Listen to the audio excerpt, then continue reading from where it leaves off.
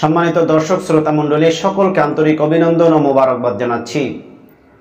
আসন্ন জিলহজ মাসের কোরবানির পশু ক্রয় করার ক্ষেত্রে আমাদের যেই বিষয়গুলো খেয়াল রাখতে হবে এবং যেই পশু দ্বারা কোরবানি করা যাবে না, এই বিষয়গুলো নিয়ে আজকে কথা বলবো ইনশাআল্লাহ। তো সম্মানিত দর্শক, আপনারা যখন কোরবানির পশু ক্রয় করবেন, কোরবানি পশু ক্রয় করার ক্ষেত্রে আপনারা সর্বপ্রথম দেখবেন বয়স। উটের বয়স 5 বছর সম্পূর্ণ হয়েছে কিনা এবং গরুর বয়স 2 বছর কমপ্লিট হয়েছে কিনা। অনেকেই প্রশ্ন করেন যে দাঁত পড়ার ক্ষেত্রে দাঁত একটা পড়েছে না 2টা পড়েছে, এইসব বিষয়। মূলত ওই দাঁত পড়াটা কোনো বিষয় না। বিষয়টা হলো যে পশুর বয়স 2 বছর হতে হবে। গরু এবং মহিষের বয়স 2 বছর হতে হবে, ছাগল ভেড়া দুম্বার বয়স 1 বছর হতে হবে। এই বিষয়টি প্রথমে খেয়াল রাখতে হবে। দ্বিতীয়ত আপনাকে যেই বিষয়টা খেয়াল রাখতে হবে সেটা হলো পশুর যদি লেজ কাটা থাকে সেই পশু দিয়ে কোরবানি করা যাবে না।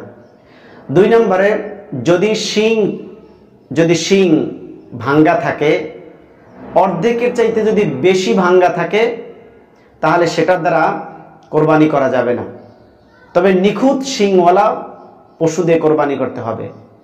আর যদি পশুর শিং যদি গোড়া থেকেই উপড়ে ফেলা হয় বা ভেঙে যায়, তাহলে তার দ্বারা কোরবানি করা যাবে না।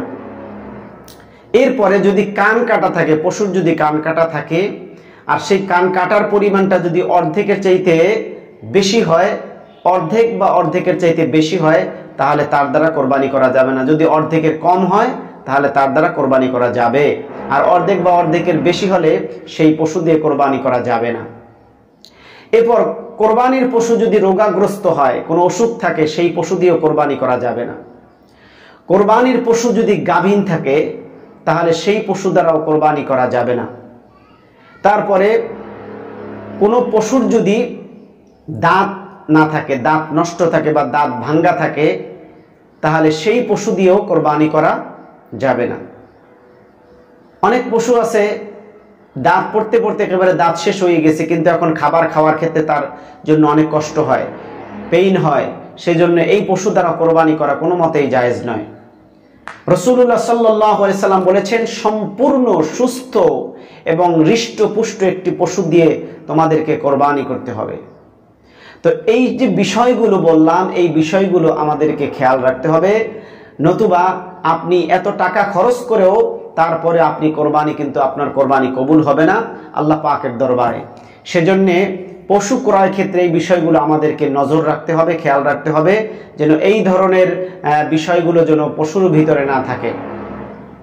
আল্লাহ রাব্বুল আলামিন আমাদেরকে সঠিকভাবে কোরবানি করার তৌফিক দান করুক, আমিন। আসসালামু আলাইকুম ওয়া রাহমাতুল্লাহি তাআলা ওয়া বারাকাতুহু।